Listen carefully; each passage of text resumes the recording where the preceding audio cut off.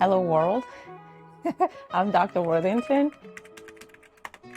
I am a double board certified psychiatrist, first in general psychiatry and second in psychosomatic psychiatry. I've been a practicing psychiatrist for about 10 years. My work has really led me to ketamine-assisted psychotherapy, which is going to be the focus of this podcast. So generally, this podcast is really going to be about contemplating new ideas of healing, new strategies of healing, not about trying to create a fix or trying to find an answer, but really about holding ideas, trying to look at them from different perspectives, and really having breath and space as we talk about ketamine-assisted psychotherapy.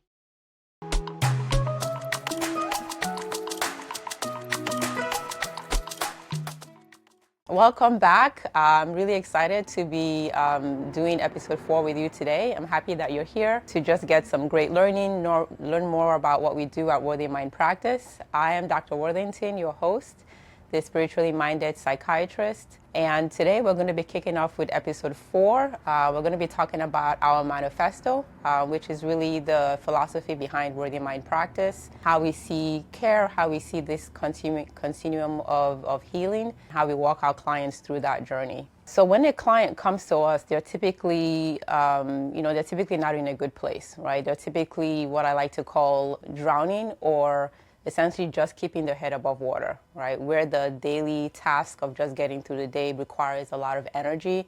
They're really not looking forward to their day. They're not inspired. They're really just trying to survive, right?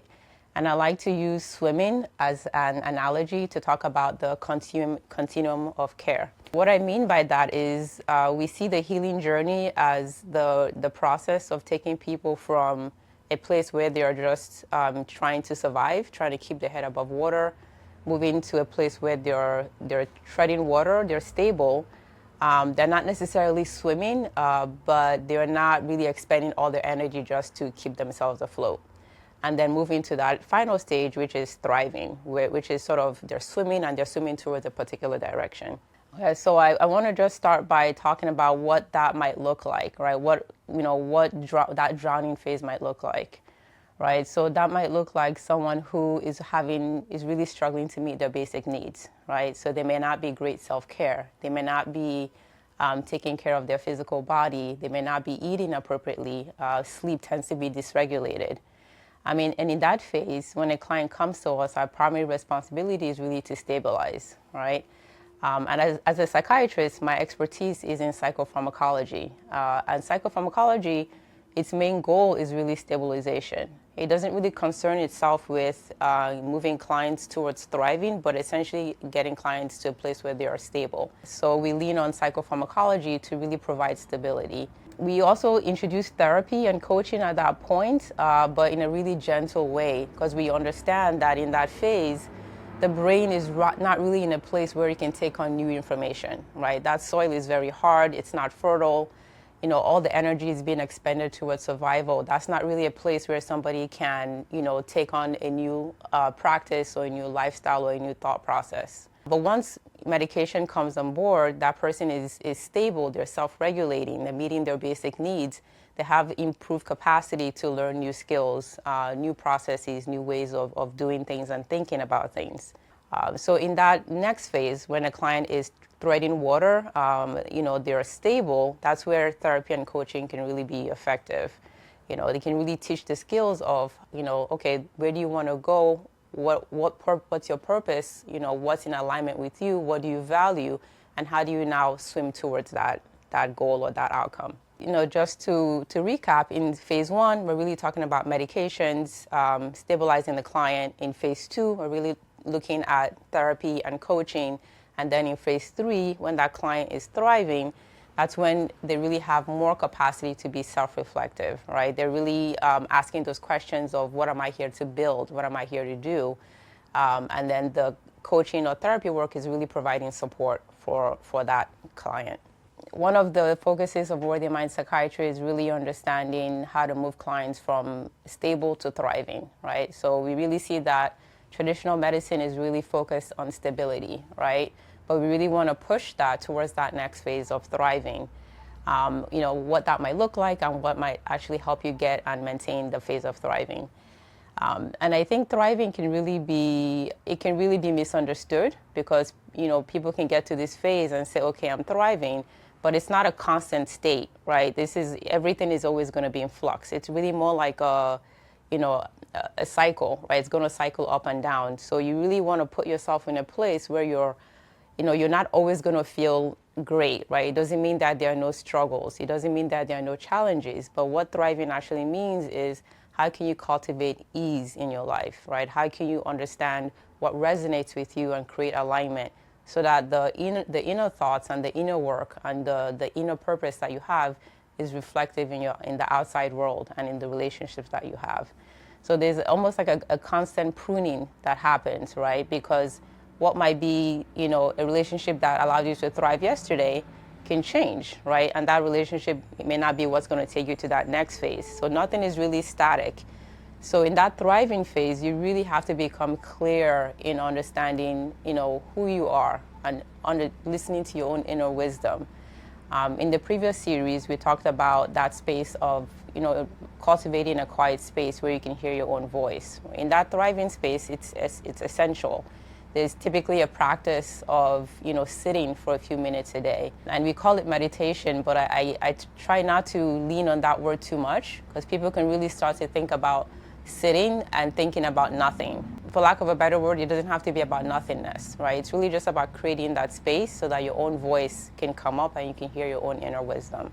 So in that space of thriving, that's what you're really trying to cultivate, your own inner wisdom. And that can change.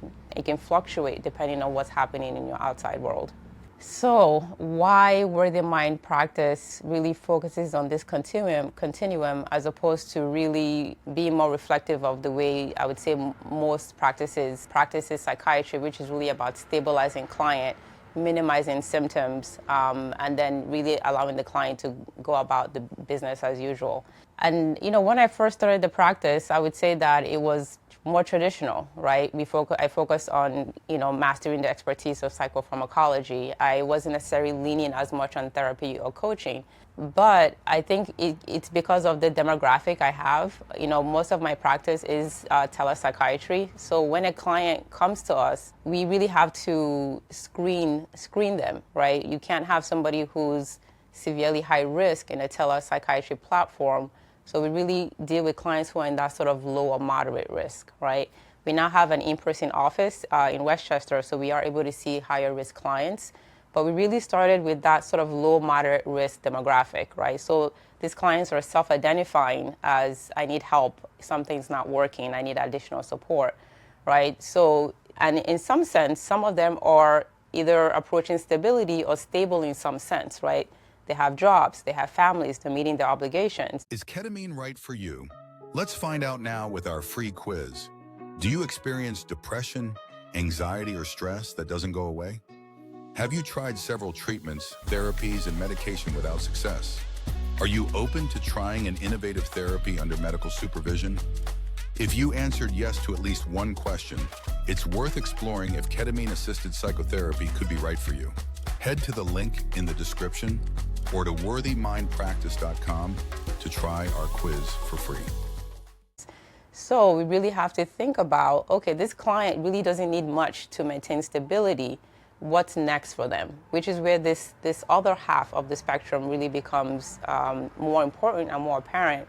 And I'm going to be honest, they don't really talk about that in medical school, right? We really focus on stabilizing clients. We don't focus on getting clients to thrive. So because of that, I really had to expand the practice to include therapy and to include coaching. And as somebody who's had both, right, who's had therapy and who's had coaching, I can tell you that my personal journey would not have been able to come as far without therapy and coaching. So I really had to include that in my philosophy and my practice, and also had to attract therapists and coaching with a similar philosophy so that we're really moving clients along that continuum.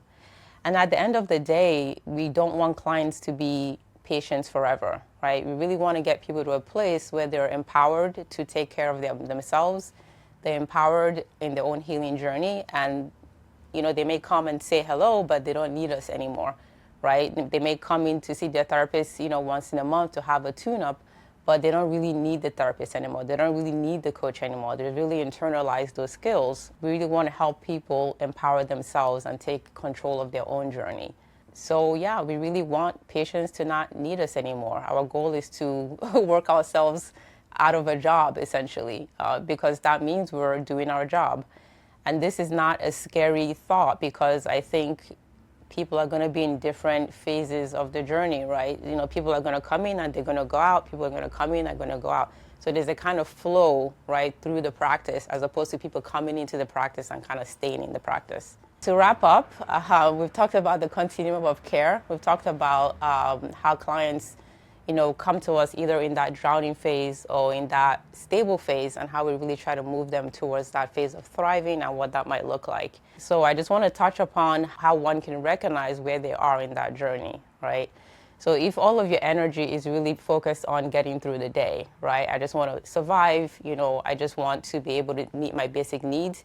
You're probably in that drowning phase, right? And you should really be looking at seeking out a psychiatrist or, you know, some kind of, you know, medication, psychopharmacology to get you to a place where you're stable. And then once you're stable, that's the place where the more reflective practices like journaling, meditation, yoga, because now you can increase your capacity for reflection. You can increase your capacity to hear your own voice and your own truth.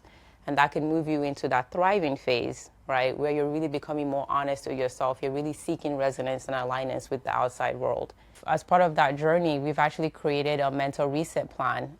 If you're interested in just getting some tips of, you know, how you can create that foundation, either with sleep hygiene or supplements to really support your nutrition, or practices for journaling, I encourage you to go to our website, WorthyMind Scroll down to the bottom of that first page. You will see a mental reset plan.